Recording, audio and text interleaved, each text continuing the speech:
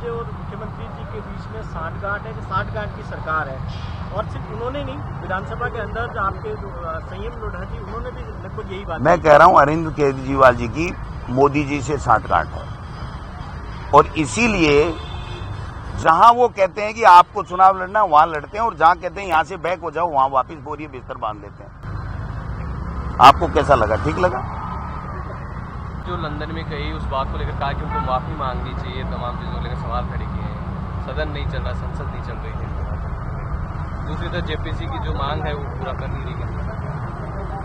देखिए, राहुल गांधी जी ने लोकसभा में, देश में और विदेश में कहीं भी कभी भी ये ऐसी कोई बात नहीं की जिससे देश का अपमान होता हो, बल्कि हमारे देश के प्रधानमंत्री जी ने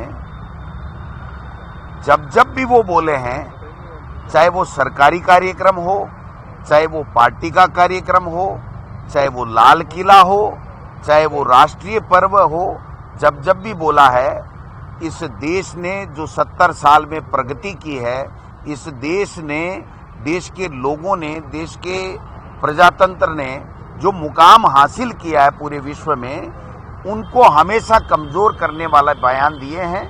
और मैं समझता हूं कि अगर उनको कोई आगाह कर रहा है कि आप अपने वादों से मुकर रहे हो, अगर उनको कोई आगाह कर रहा है कि आपने महंगाई कम करने का वादा किया था, आप क्यों नहीं कर रहे हो, अगर उनको कोई आगाह कर रहा है कि आपकी विदेश नीति जो है वो गलत है, चाइना हमारे अंदर घुस करके बैठ गया है, अगर उनको कोई आगाह करता है कि पाकिस्तान को वो दो टूक जवाब देने वाले थे वो आज की तारीख तक नहीं दे पाए हो, अगर उनको कोई आगाह करता है कि देश में बेरोजगारी बहुत बड़ी समस्या है, किसानों की आमदनी कैसे दुगुनी हो, ये बहुत बड़ा इश्यू है, उनके अगर कोई राहुल गांधी जी हो या दूसरे दल के नेता हो अगर कहते हैं, तो उनको उसमें संज्ञान लेकर के विचार करना चाहिए और अपने आप को करेक्ट करना चाहिए।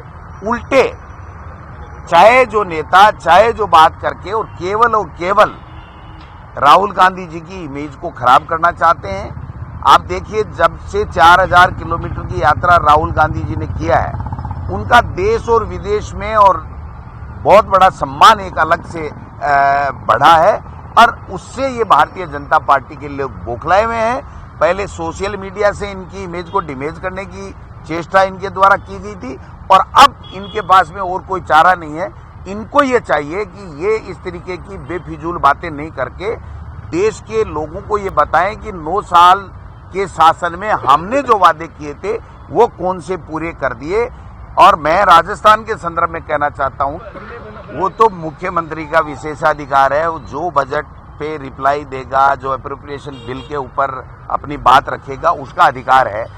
राजस्थान की जनता ये होप जरूर कर रही है, राजस्थान के लोग जरूर हमसे मिलते हैं, कार्यकर्ता हमारे मिलते हैं, जनता मिलती है, तो वो कहती है कि मुख्यमंत्री जी ने सब कुछ दिया है, जिला और संभाग वाला भी थोड़ा बहुत तोहफा मिले तो अच्छा रहेगा। तो लोगों की भावनाएं हैं, अब उनको मैं समझता हूं कि हमारे मुख्यमंत्री जी कब सही समय है, कैसे कर पाएंगे, नहीं कर पाएंगे, उसके ऊपर मैं मेरी व्यक्तिगत कोई टिप्पणी नहीं करना चाहता। हम भी चाहते हैं कि सीकर संभाग बने, कुछ जिले मिले, राजस्थान की जो जनता चाहती है वो सब काम कर दिए, तो ये एक काम बाकी मुख्यमंत्री जी क्यों रखेंगे, ऐसा हमारा मानना है। भाई कौन करा रहा है वो तो वही बता पाएगा।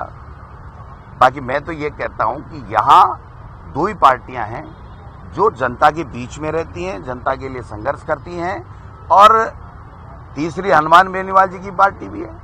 लेकिन ओवैसी का आपका यहाँ पर किसी तरह का कोई जनाधार नहीं, आज की तारीख में नहीं है। आगे जनता मालिक है, माई बाप है, जो जिसको किसको वोट देती है, कौन क्या आता है, लेकिन ओवैसी जी का यहाँ पर किसी तरीके का कोई पार्टी का स्टैंड यहाँ पर नहीं। सरकार के खिलाफ नहीं होकर के हमारी सरकार की फ्लैगशिप योजनाओं से सब संतुष्ट हैं। आज मुख्यमंत्री चिरंजीवी योजना, क्या जन आक्रोश करेंगे? 25 लाख का बीमा अगर कोई व्यक्ति लेता है ना, तो उसको साल के 5 लाख रुपए जमा कराने पड़ते हैं। आप समझो बात को, वो छूट हो रही है। आज 2000 यूनिट तक किसान का जो बिल माफ है, 100 यूनिट तक घरेलू बिल माफ है।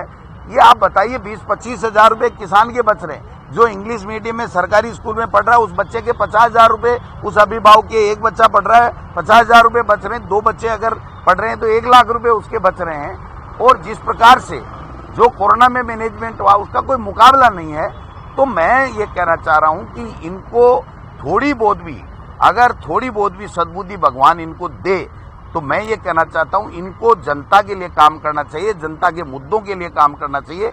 अपनी व्यक्तिगत महत्वाकांक्षा और मैं मुख्यमंत्री बनूं का ये जो मुंगेरी लाल का हसीन सपना है, ये इनको छोड़ना चाहिए। सर, राजस्थान में आज मेडिकल विरोध कर रहे हैं, चिरंजीवी योजना के जो पैकेज है वो कम है, किस तरह से सरकार टैकल करेगी? क्योंकि मरीजों को परेशानी हो रही है। देखिए, हम सबकी सुनेंगे, लेकिन प्रदेश में राइट टू हेल्थ लागू हो, ये कानून आए, ये हमारी पार्टी का प्रमुख काम है।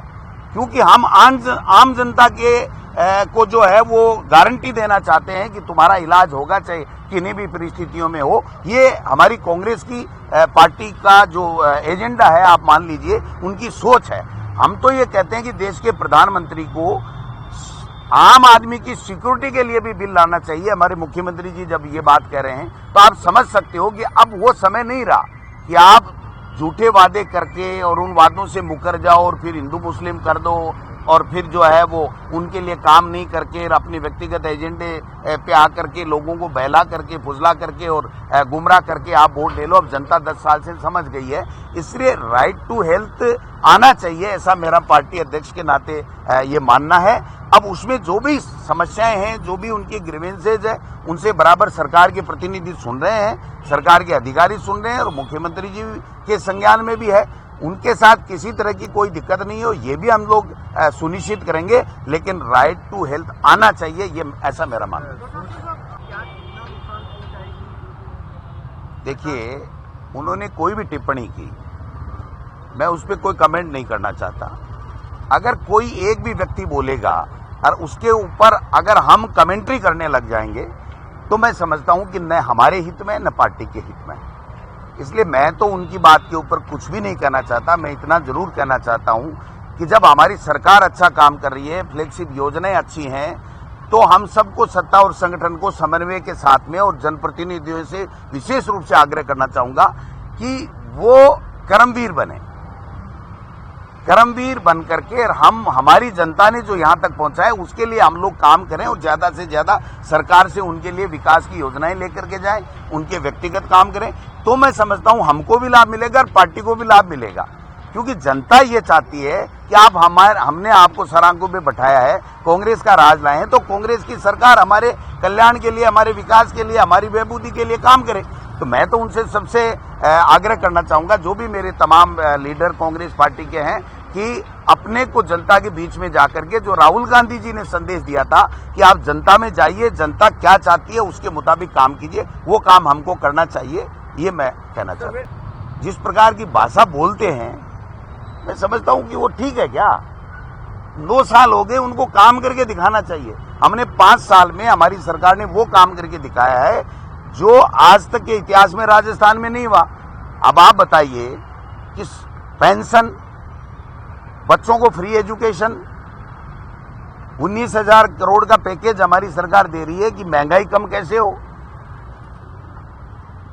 तो निश्चित रूप से उन चीजों पे ध्यान देना चाहिए और इस तरीके की बात, कोई कानून में अगर कोई गलत कर रहा है तो कानून अपना काम करेगा। नहीं तो हम कहते हैं कि इसको ये करो, इसको ये करो, इसको छोड़ दो या इसको गिरफ्तार कर लो, ये हमारे परिव्यू में नहीं आता है। दौसा में, सवाई माधोपुर में पिछले 48 घंटे में 9 लोग गिरफ्तार हुए, बोलने की आजादी छीन रहे हैं आप। तो देश के प्रधानमंत्री जी ने तो 150 से ज्यादा को अंदर डाल रखा है केंद्र की सरकार ने।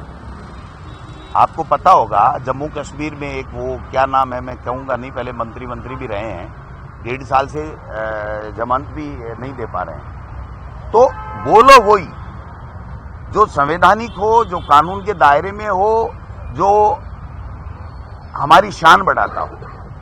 हमको इस तरीके का कोई बयान किसी के खिलाफ भी नहीं देना चाहिए जिससे उसकी जो मूलभूत अधिकार हैं उनके ऊपर चोट पहुंचे या उनकी भावनाओं के ऊपर चोट पहुंचे। हमको किसी को नहीं बोलना चाहिए। और कानून में अगर कहीं कोई प्रावधान है कि ये गलत है तो उस गलती के ऊपर जो भी धारा लगेगी वो जिसकी के ऊपर भी लगेगी। 2 बार दे दिए भाई, आप बताओ तो सही, आप क्या लेकर के आए हो राजस्थान के लिए, आपका विजन क्या है, यहाँ के एमपीज ने मांग क्या की है और वो केंद्र की सरकार ने क्या बजटों में दिया है, ये बात भी तो करनी पड़ेगी ना। 4 बजट चले गए उनके, 1 बजट और आने वाला है। और आज जो पूनिया जी ने जो ऐलान किया है भाजपा ने, यहाँ पर जो जन आक्रोश घेराव, मेरे समझ में नहीं आया ये नाम ही 3 किस तरीके के हैं। जन आक्रोश उनके खिलाफ है, कांग्रेस के खिलाफ, कांग्रेस की सरकार के खिलाफ नहीं है। घेराव, वो कायगा घेराव करेंगे, टुकड़ों में बटे हुए लोग हैं, कोई उनकी मानता नहीं है, कोई उनको पूछता नहीं है। भाजपा का संगठन यहाँ के प्रदेश के जनता के मुद्दों के लिए काम नहीं कर रहा है, अपनी व्यक्तिगत महत्वाकांक्षाओं की पूर्ति के लिए ये काम कर रहा है। मैं ये कहना चाहता हूं कि 4 साल में भारतीय जनता पार्टी ने कोई भी यूनानिमसली एकजुटता के साथ में एक भी हमारी सरकार के खिलाफ में कोई मुद्दा नहीं उठाया। कभी कोई कुछ लेकर के चल पड़ता है, अपनी डपली अपना राग वाला सिस्टम इन्होंने बना रखा है। आज जो ये जन आक्रोश घेराव कर रहे हैं, मैं इनसे पूछना चाहता हूं भाजपा से कि देश के प्रधानमंत्री ने अजमेर में और जयपुर में 2 बार कहा था कि इन 13 जिलों को ERCP को राष्ट्रीय परियोजना घोषित करेंगे। आज भरतपुर में जा रहे हैं पूनिया जी, उनसे मैं पूछना चाहता हूं कि आप बताइए कि देश के प्रधानमंत्री और आपके यहाँ के सांसद गजेंद्र सिंह जी, जो हमारे जल संसाधन मंत्री भी हैं और अमित शाह जी के, मोदी जी के काफी नजदीक हैं, अपना भविष्य भी राजस्थान में बहुत बड़ी भूमिका में देखना चाहते हैं, वो राजस्थान के 13 जिलों के लोगों के साथ में अन्याय क्यों कर रहे हैं, राजस्थान के हितों के साथ में कुठाराघात क्यों कर रहे हैं? इस बात का जवाब है क्या उनके पास में? किस बात का जन आक्रोश कर रहे हैं? कई जो नेता हैं वो ये कह रहे हैं कि विरोधी समर्थक थे, उन्होंने सतीश पूनिया की गाड़ी का पीछा भी किया, हाथ में लाठी डंडे थे, कई जो पूनिया के बारे में ये घटनाएं तो इनमें बढ़ेंगी। ये अपने आप को सबसे अनुशासित पार्टी कहते हैं, सबसे बड़ी पार्टी कहते हैं राजस्थान में। न तो भाजपा अनुशासित है, न बड़ी पार्टी है।